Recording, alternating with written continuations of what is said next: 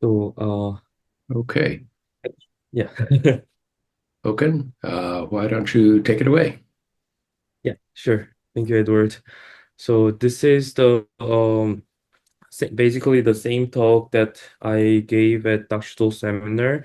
This was this talk. The intention of this talk was to uh, motivate the discussion on the trade-offs between security and accessibility in reactive systems. So. Yeah, so we'll be going over the trade-offs between security and accessibility. But before that, I'll discuss what security and accessibility are and what secure access means, and the tension between security and accessibility, and also important design decisions to make in reactive systems related to this trade-off and efforts toward addressing trade-offs between security versus accessibility. Um, and I want to keep this very interactive, so please feel free to interrupt me anytime if you have any different opinions or if you have any questions or comments. Okay, so just quick background. I've been always working on security and safety of cyber physical systems and real-time systems. And I just wanted to mention that I worked on Google's safe browsing team, where we defended internet users from malware, unwanted software, and phishing and social engineering. And this is actually related to recent attacks on cyber physical systems or real-time systems.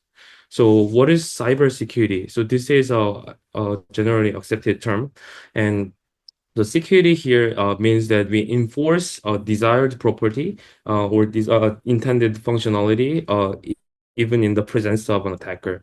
So it includes the guaranteeing the confidentiality of the data and user privacy and integrity of the data and computation and authentication, making sure the identity of the who you are talking to and availability of the systems and safety. So why is security important? So it's important for our physical safety. So for example, if we talk about the security of critical infrastructure, our critical infrastructure or cyber physical systems, and it's also important for confidentiality and privacy, especially in the domain of medical or healthcare, and also ensuring the correct functionality and protecting our economic assets and running a successful business. And it's also important for countries' economy and safety and so on. Okay, so that was security and why security is important. And what about accessibility? So actually, yeah, I knew much more about the security, but I didn't know much about accessibility. So I did search on my own computer on my Mac, and I got two types of accessibility. So first one is the accessibility of the applications. So that means that which applications has which access to the control of my computer. Uh, for example, to run this to share my screen, Zoom application should have access to my screen. Actually, sorry, let me uh, close the blind here.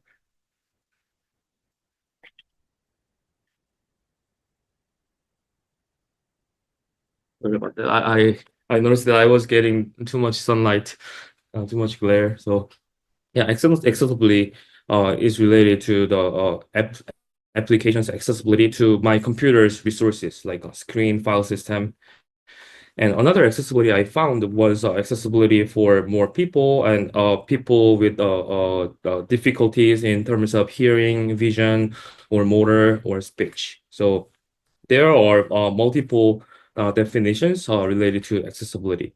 So what does accessibility mean in computing? So it means from the perspective of the intelligence, information, and computational resources, it means that being readable, writable, or executable by someone or something.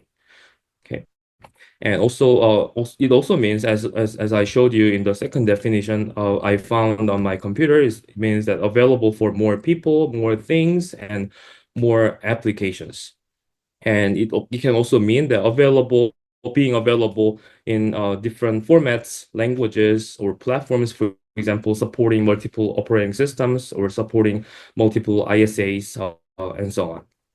And it also means it can also mean that it becomes easier. I mean, accessible sometimes means it's easier, taking less effort to find or retrieve some data.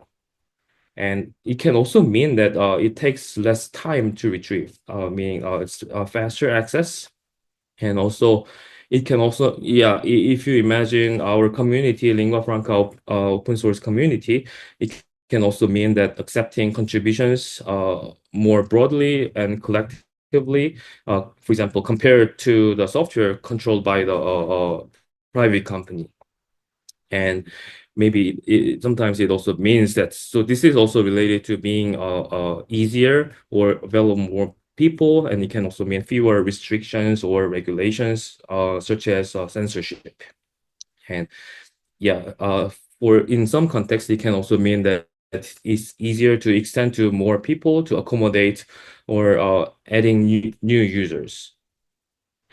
So yeah, actually at Dakshto we went over lots of different types of trade-offs and also concepts. So I wanted to relate the security and accessibility to other concepts we discussed. So one thing is security versus consistency or predictability. So what I observed was security as protects the consistency and predictability of a reactive system from malicious attacks. And security also protects availability from attacks like denial of service attacks or distributed denial of service attacks. And also, accessibility requires availability because if a system is not available, of course, it won't be accessible. So it's related. And adaptability and versus security versus and accessibility. And adaptability can enhance the flexibility of security and accessibility so that it can be applied to more broadly. And security versus timeliness. And actually, if you think about the security sometimes requires more steps to take, more computation to take. For example, requiring cryptography or multiple steps to for clearance to the information. So it may have negative impacts on timeliness. And timeliness versus accessibility. I believe that timeliness is related to correlated to accessibility because, as I mentioned earlier, sometimes people interpret accessibility as being able to access some information faster. So yeah, problem at hand now is security versus accessibility. So yeah, how about we talk about extreme cases where we have overly secure system or overly accessible system. So one example is if you get a notebook computer and you never use it, you put it in a safe and you never use it. Of course, the notebook computer will be extremely secure from attacks. And but because of that, it's not even accessible to the owner or the valid users, right? And if the system becomes too accessible, right, anybody can write to, for example, this road sign, the digital road sign, and mess with road sign. So we don't want these overly secure or overly accessible system, right? So that's why it becomes the important goal becomes secure access. So we want to get a secure access, and it means that making the right resources or capabilities only accessible to the right people and right ones. So what? By the way, does everyone see my cursor over here? Okay, thanks. So what did I mean by right resources and capabilities and not harmful resource, potentially harmful resource or capability? So it means that we want to prevent the valid users from accidentally accessing bad contents or bad resources. So, for example, Google Play Store or Apple App Store, they have filtering system for malicious applications, and also Gmail's spam filter also blocks potentially harmful URLs or harmful emails. And this is a screenshot from Mac, and where it says that if we download a application from unknown source, the operating system, OS X operating system blocks it from being executed because it's not trusted. So it's a mechanism to uh, make sure that the application is the right one, not the harmful application. And you can also think about other filtering systems or analysis approaches. For example, software attestation, making sure that the remote computer runs the valid software, or taint analysis, finding out potential vulnerabilities. And the second theme is making these right accessible, only accessible to something or someone, right? And this is also related to filtering system, but more on the communication side. So firewall is a great example because we allow access of some protocols on certain valid port number, TCP port numbers, or a VPN is also a technique to making the resource only accessible within the virtual private network. And yeah, HTTPS, which is HTTP over transport layer security, or secure socket layer, the network standard for ensuring the secure channel between computers. Okay, so this is how I interpret secure access. Oh, sorry. Actually, there was one more thing. Intranet is another example of making resources only accessible to the nodes, computing nodes within the physically separated network. So, yeah, now let's move on to the making sure this secure access to the right people and the right ones. And this is so universally it's called access control. So we want to control access that so that only right ones, only the valid ones can have access. So this is also called authorization. So access control and authorization can be interchangeably used. So for example, if you enter a certain building, sorry, the question of whether you can enter a certain building can be a problem of access control, right? So this includes allowing or denying access to certain resources. And it's also related to the revoking accesses. For example, if you leave a company, then your access to the company resources should be revoked, right? And authentication is essential prerequisite for the access control because authentication is a process of identifying someone or something like some computer. And this can be a question of if this person is, for example, uh, uh, personal or staff member who can have access to the building, for example. So authentication, identification is related to access control. So let's talk about the authentication a little bit more. And if you think about the real world authentication, it's always based on trust. And here, this is just an example. Here, let's say police officer wants to verify the someone's identity. And if the person presents the driver's license, the police officer checks whether the picture on the driver's license matches the person and physically being here. And if that matches, police officer accepts the identity as written in the the person's driver's license. And this is possible because a police officer trusts the government uh, who issues the driver's license, and the government has a robust process of verifying identity before issuing the license.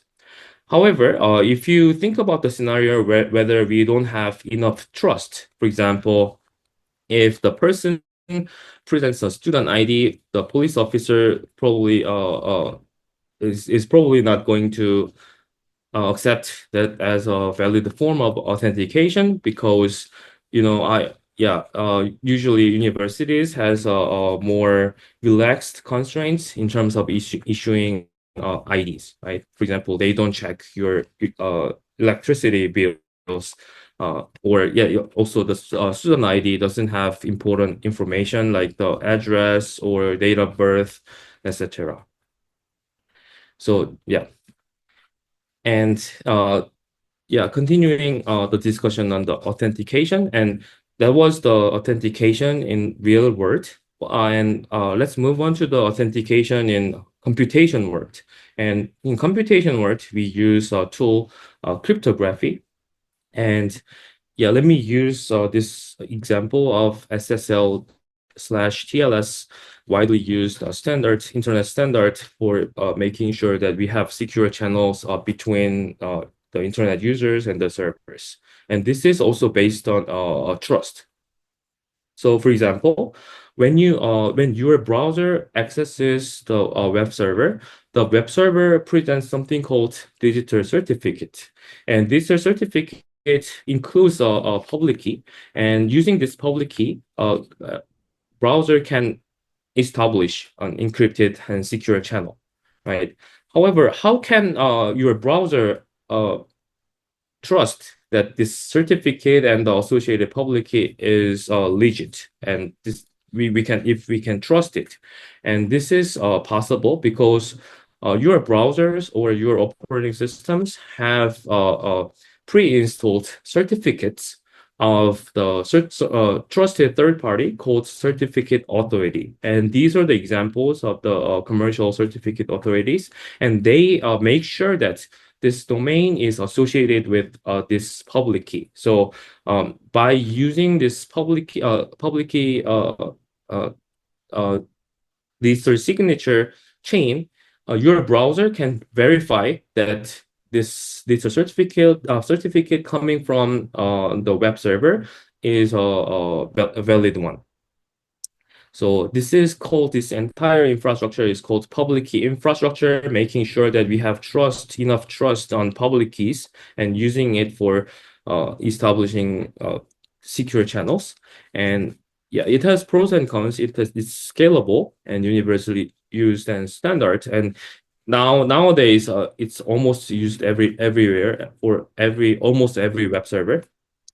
However, the problem is this is also you can imagine the problem of revocation of the driver's license. For example, if someone loses driver's license, right? This is a physical thing, so it's very difficult to revoke the access unless the police officer actually runs over the checks on this driver's license. So similar to this one, because the digital certificate is once the digital certificate is issued for the web server, it's very hard to revoke the access. So one example is the revoked certificate list provided updated by the certificate authorities, and to get the so there are a few problems getting this list of revoked certificate timely is challenging, and the second thing is that not everyone periodically updates their browsers or operating systems. So there is a chance that you may accidentally trust a digital certificate that you should not trust. And another problem is this is designed for one-to-one communication, not designed for one-to-many communication. So we cannot use it for example, broadcasting communication styles, and it doesn't work well with machine-to-machine communication because sometimes, so if you think about the mutual authentication between the web server and the browser can authenticate web server just using cryptography, right? There is no human intervention, but usually web servers trust the client identity by asking the client password or other questions or solving some challenges. So yeah, it does not always work well with machine-to-machine communication where we cannot expect any human intervention. So yeah, there is a security versus, and also let me move on to the tension in security versus accessibility. This is also related to the authentication of the human user part. And I think everyone has heard about the term multi-factor authentication or two-factor authentication, right? And so, for example, if I want to access my university's website, of course, I need to type in my password, and sometimes, periodically, it asks me to check. So, for example, on my smartphone here, it asks me to click on. So, for example, it'll ask you, did you really try to log into ASU website? And I need to verify that. Oh, yeah, yes, it's me, right? So this is a multi-factor authentication because it's based on what you know, the password, and what you have, your phone. And sometimes it also checks the biometric, what you are, right? So these are the factors for multi-factor authentication. So this is secure compared to the system only using the password. This is much secure because even if your password gets leaked, yeah, if the attacker doesn't have access to your phone or doesn't know your biometrics, the attacker won't be able to be authenticated by the web server. So this is certainly more secure. But does it make the system still accessible? And I can tell you my personal experience. So while I travel on airplanes, right? I can buy internet access, right? But usually that comes with for each device. So I buy internet access for my computer, and I try to access ASU websites.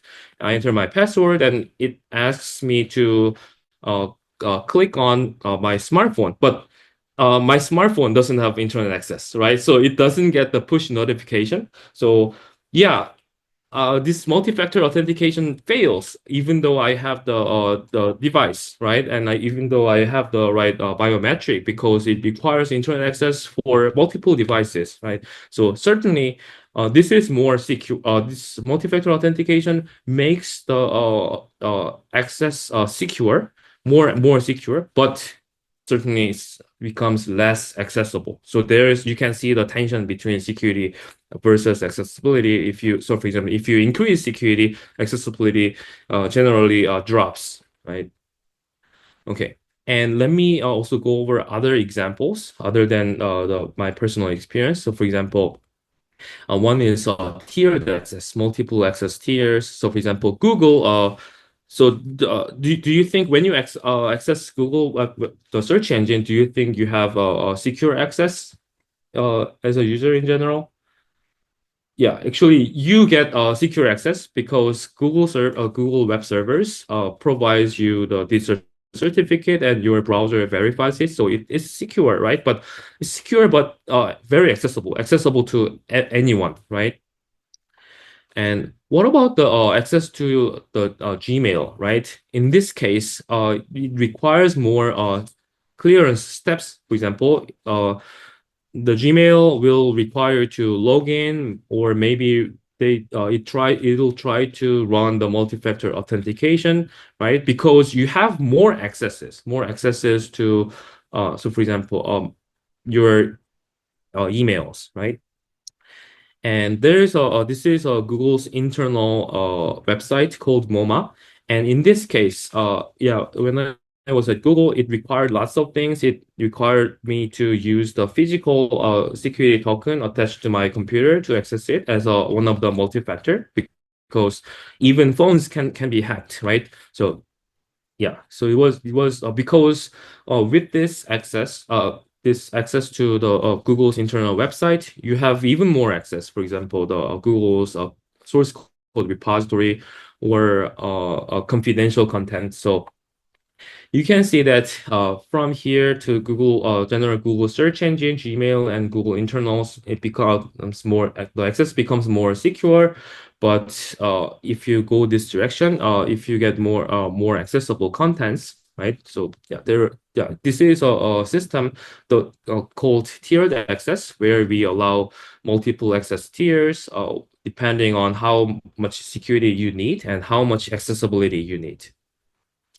Okay. Any questions so far or any feedback?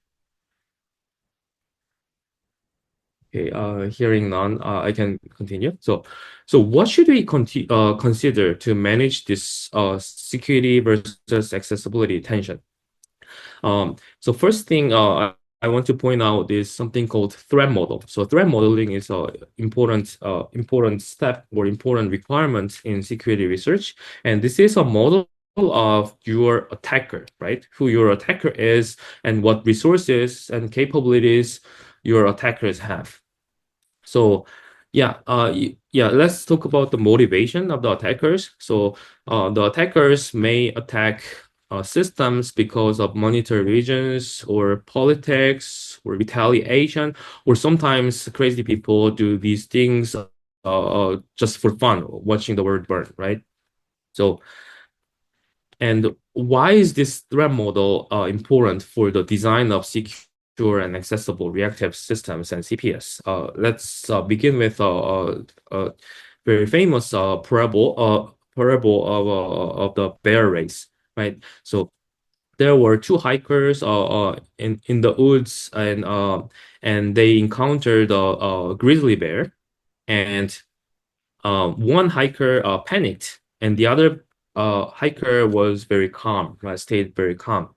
And the panicked hiker asked the other hiker, "Oh, are you not worried? Are you not scared?" And then, yeah, the calm hiker said that, "Oh, yeah, I'm not worried because I don't have to outrun the bear. I just have to outrun you, right?" So what this tells you is that you often just need to have a good enough defense to make the attackers turn somewhere else, right?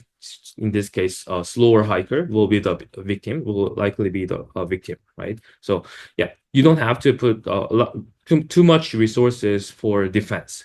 And here's another illustration of different tiers of the safes. So for example, this is a simple safes which requires certain tools for opening safes and the efforts of 15 minutes.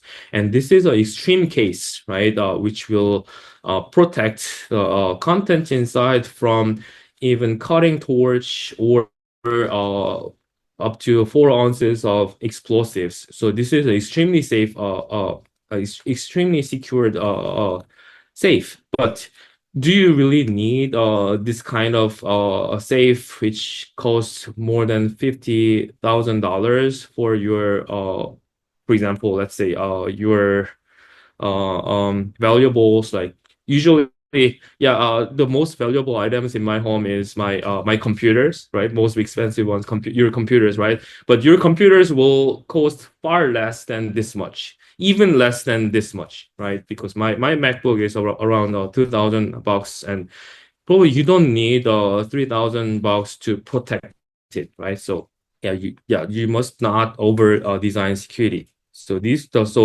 yeah, because the I talked about threat model, and also I talked about the cost of security. And let me also go over the discussion of considering different security requirements and available resources for defense.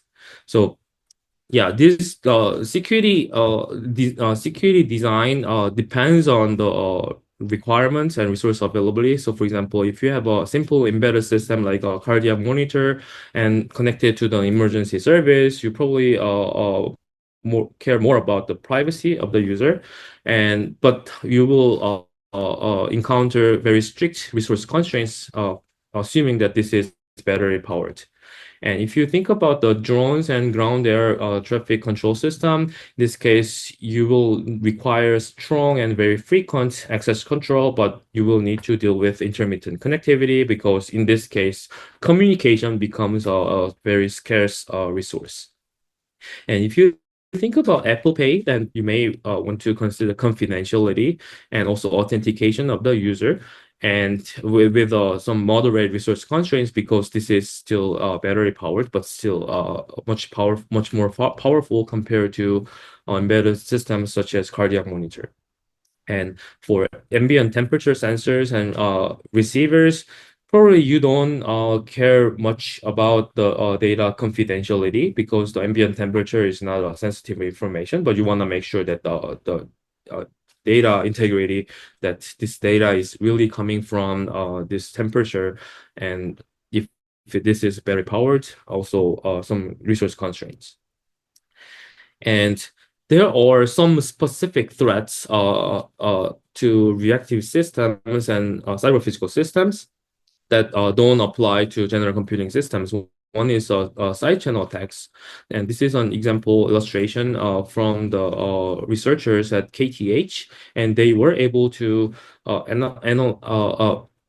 actually recover the secret key by analyzing the electromagnetic emissions detected from about 50 feet distance. So yeah, they analyzed the electromagnetic field traces and used deep learning, and they were able to recover the encryption key. And yeah, and this is also another type of threat to cyber-physical systems. This is an attack on Waymo robotaxi by violent crowds happened this year, actually last month.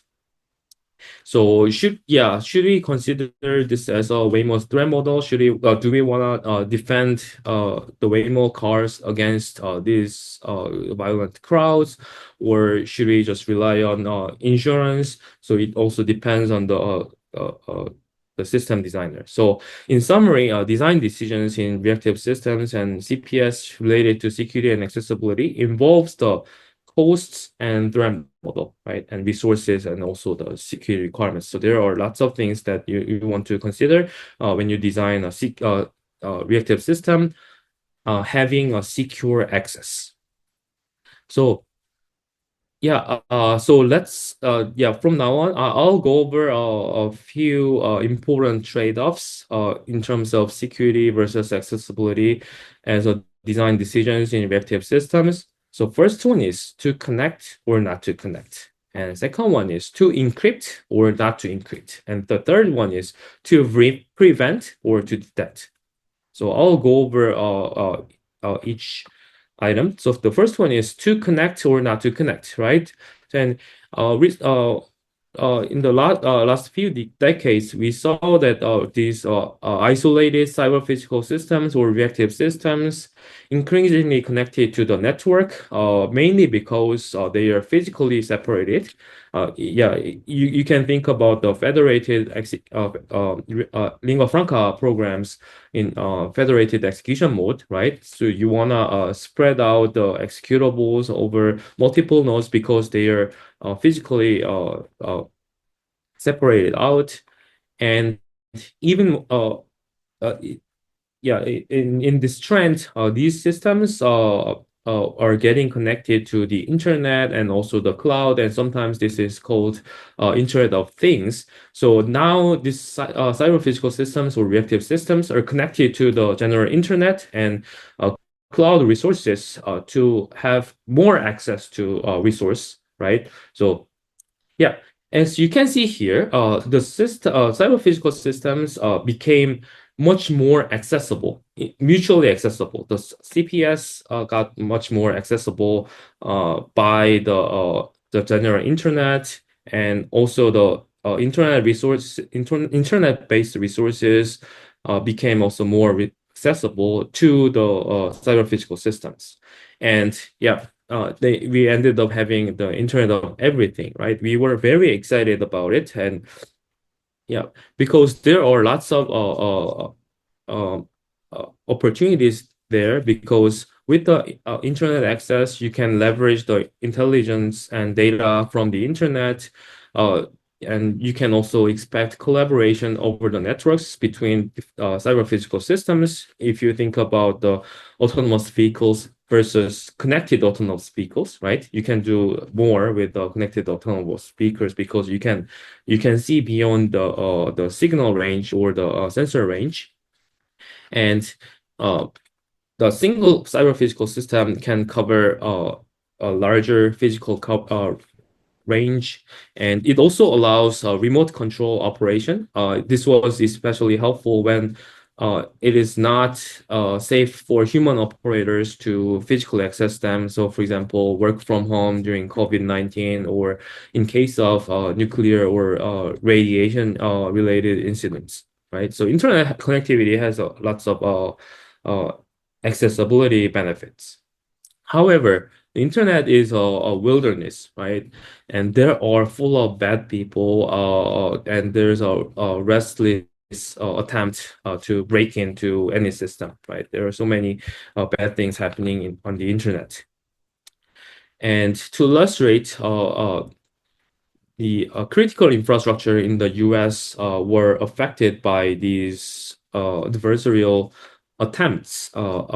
This is the report from the Office of the Director of National Intelligence, and these are the reported attacks during the 6 month period from last year's November till, sorry, actually this 2 years ago, to 2023 till last year, April, right? And you can see Port Food, California was affected, the food, and other lots of states were affected, water management systems, water utility, and so on. And this is one example of a water system hack happened in Texas, a small town called Muleshoe, and the attackers were able to actually cause the overflow of the water system, so they could cause physical harm through the internet connectivity. So now we saw that, to connect is a good thing, but now we're also seeing that maybe we don't want to connect everything, right? So we want to find the middle ground between to connect and not to connect. And one way to have such capability is to have a securely connected, but can be disconnected if necessary. For example, if there is an attack detected, then we want to disconnect it immediately and want to protect your system from the outside of the attackers. Or you can also try to contain the network with potentially malicious adversaries, right? So yeah, so being able to disconnect if necessary will be useful. So yeah, that was to connect or not to connect. And let's move on to the question of to encrypt or not to encrypt, right? You may think, oh wow, what's the point of not encrypting, right? So let's get to that. So encryption is great, but as you can imagine, it makes the information or communication less accessible, right? So for example, if we use a secure channel between these two entities, Alice and Bob, certainly this protects their communications safety or security because the outsiders cannot access the communication, right? But this also makes the system less accessible or less transparent. So for some systems like outdoor temperature measurements units or air quality monitors or dam water level monitors, right? In this case, confidentially is not a big deal, right? Because but here it's enough to make sure that we have data integrity or message authentication. Message authentication means that we want to identify the source of the message, whether the message was coming from the valid sender, right? So, but here probably you don't really need encryption or confidentiality because you want to make sure that these important data accessible to many people to for alerting systems and various purposes. So Yeah, this is still secure because we can ensure that the message is coming from the valid sender, but still this is much more accessible compared to encryption. So this is a great example where you can get security without encryption. And this is another more technical content, and this is called Tesla protocol. And this is not related to the company.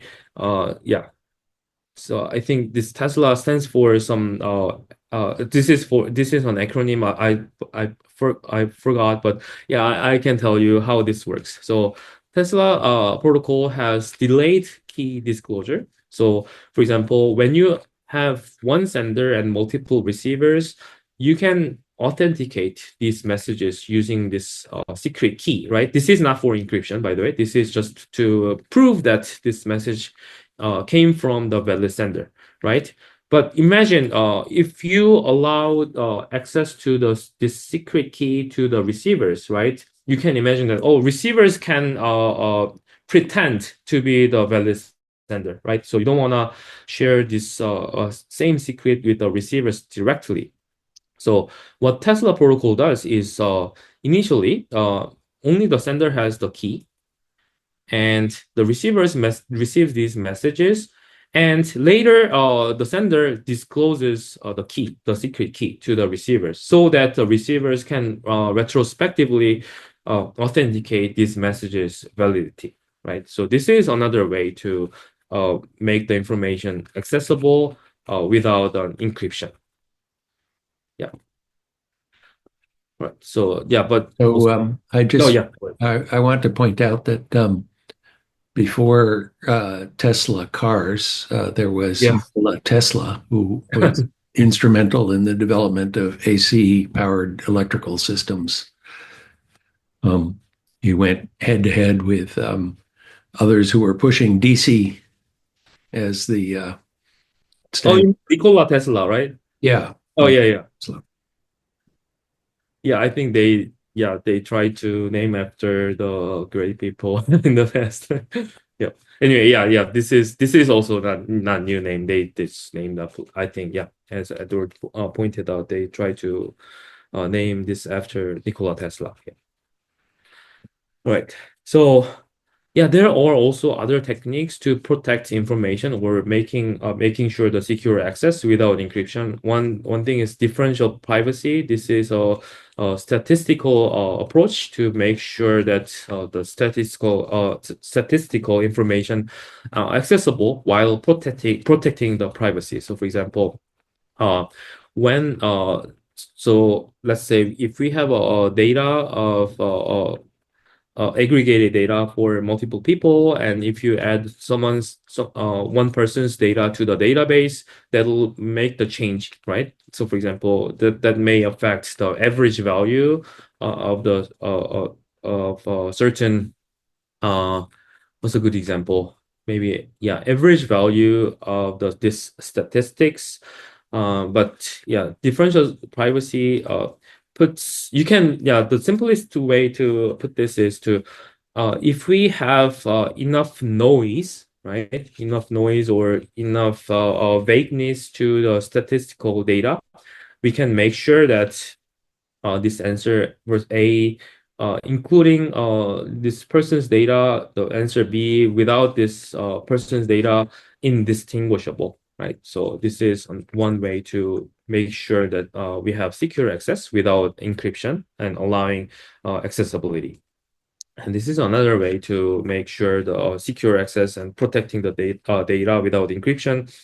If you have multitude of sensors for the same system, you may leverage that those sensor values should have correlated information, right?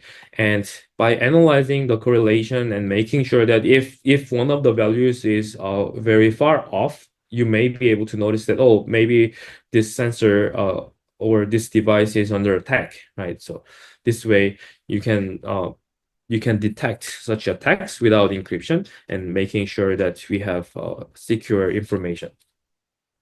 Yeah. Um, Well, yeah, go ahead, Question: Natalia. Yeah. how to make the difference between an attack and a faulty sensor? Oh, yeah. So, for example, the example used in this paper I referenced is control and monitoring centers, and it has sensors like current sensors, right? And current sensors are attached to different switches, right? Switches of the smart power grid. And if you detect, I think we saw some example in Dashto as well, the smart power grid example. I just don't remember the context, but so, for example, let's say current was coming in this direction. We've been sensing certain current, and if you see a huge drop or increase in the sensor here, which will stand out. So, this is um, yeah, they used something called feasible coding matrix, which contains this information as a form of matrix, and it computes the correlation. And if there is any very outstanding value, which is far off from the neighboring information, yeah, then it becomes detectable. Yeah. But if the so one caveat here is that if the attacker adjusts the so yeah, here we are assuming that attacker wants to mess up the system by changing or injecting false values to the sensor system.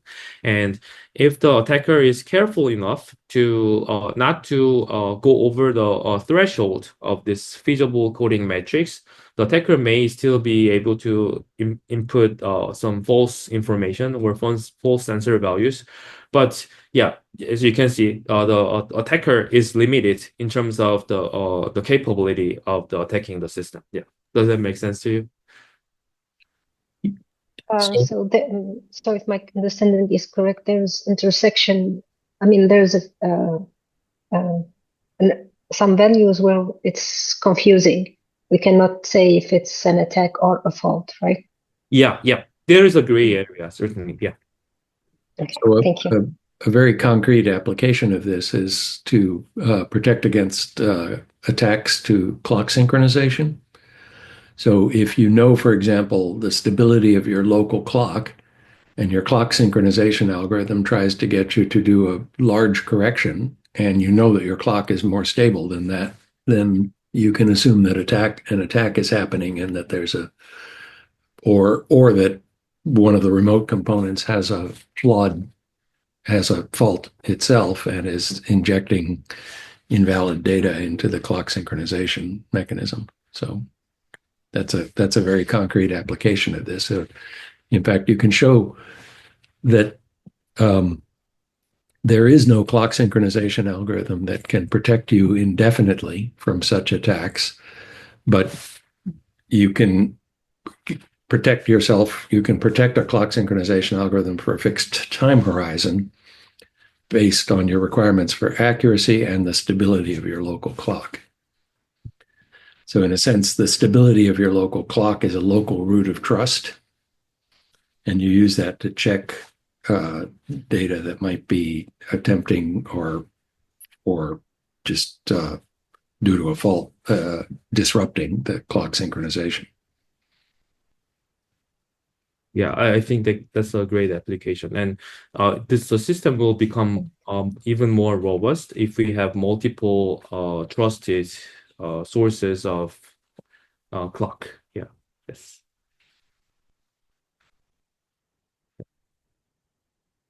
great points. Right. Let me move on. So yeah, so one way to make sure that we sometimes have this option of having secure access without encryption is to have multiple security configurations, which allows the user to choose which kind of information protection mechanism they want to use. Yeah.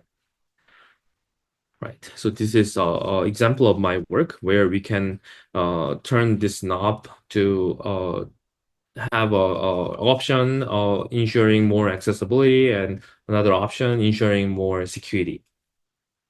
Right. So to prevent versus to detect. Right. So prevention of attack intrusion is about ensuring that there is no known vulnerabilities before deployment, having perfect software analysis or testing or taint analysis, and also preventing access by malicious entities during runtime. And this will also involve cryptography, including encryption, and prevention mechanisms affect accessibility because there are false positives. So, for example, sometimes Google Play Store or Apple App Store, they mark benign applications uh, uh, from being added to the application marketplace. So false positive is becomes an issue if you want to get a perfect prevention mechanism. So, And yeah, Hokeun, yeah, I think on that last bullet, there's one item that is that you haven't mentioned, I think, but it's would be familiar to everybody, which is with two-factor authentication. What if you lose your phone? You lose right, access to just about everything. right. So that's a rather extreme example of where security can prevent accessibility. Right, right. Yeah, that's a scary story actually, which fortunately never happened to me after having this two-factor authentication. But yeah, that's a very scary scenario. Yeah, yeah. Sometimes I compare that as losing your physical key to your home, right? So yeah, right. And moving on to the detection of the attack, so it's more about allowing more access, right? So detection-based systems are in general more accessible because by default it allows access, it monitors the system, and if there is any bogus attempt to the system, it raises an alert, and we try to prevent further access from the system. So but also the detection system may affect accessibility, and because of this monitoring, you may get slower access, or it can cause additional overhead for communication because it needs to go through clearance steps, right? So this and detection must be followed by mitigation and response because just detecting is not useful. So for example, if you have a burglary alarm at your home, you want to have a mechanism to alert the homeowners or the local police department. And also false positives or false alarms can also affect accessibility because if it's too frequent, like false fire alarms, right? People will start to ignore those alarms. So yeah, there are things that we need to really consider. And I just want to point out that prevention of attacks is not always possible. And my claim is almost like if you think that we can prevent attack 100% for a system with at least some connectivity, it's not going to work. So this is a attack case on Colonial Pipeline, which affected uh, millions of people on the east coast of the United States, and they couldn't access the fuel because of the ransomware attack, which probably started with some kind of phishing attacks for the um, for the employees of the Colonial Pipeline. So prevention is not always possible because there is always a connection, and human is the weakest link in cybersecurity. And same thing happened in Saudi Arabian chemical plant. And although there was no evidence found, we highly suspect that there was a potential. I mean, we as security researchers highly suspect there was a potential phishing attack as a infection vector.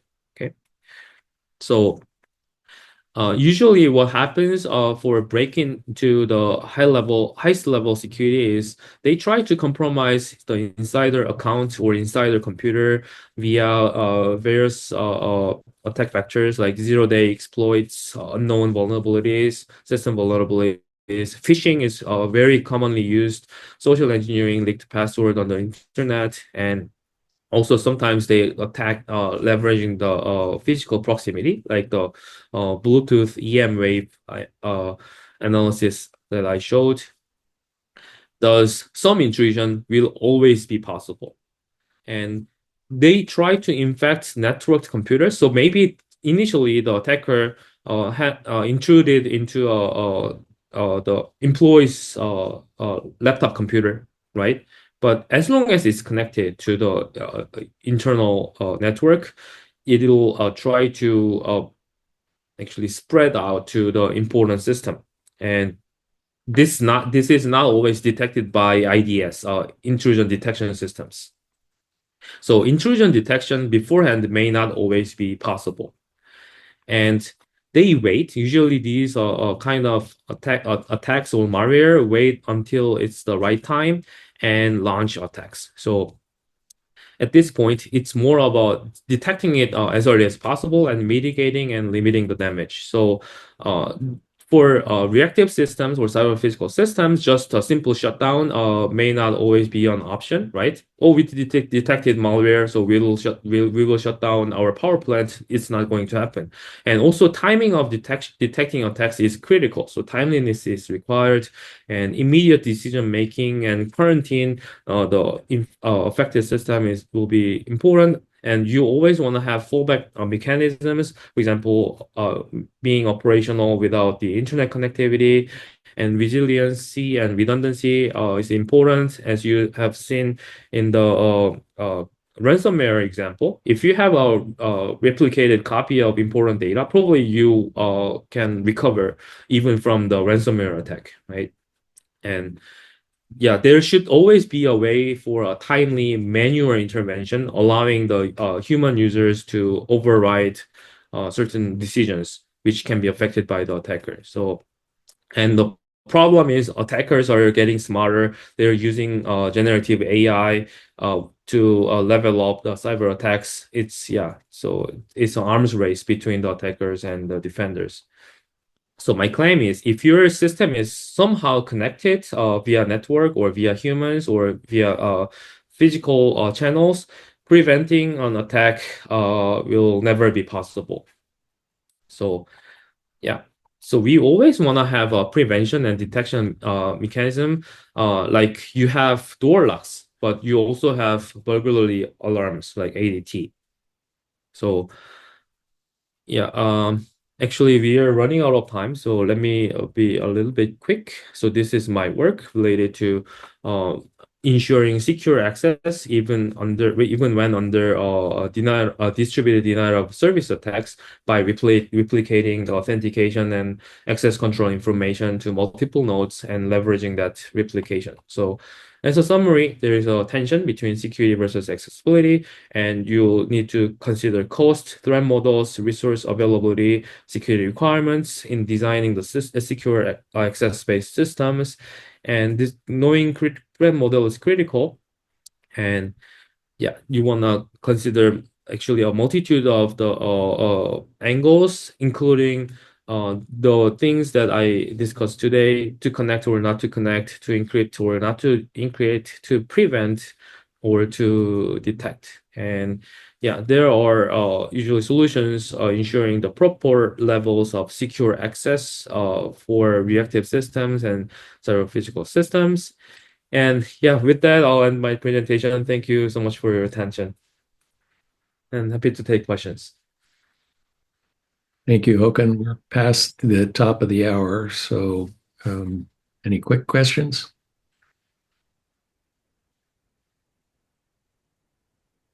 All right. Well, very good. Thank you.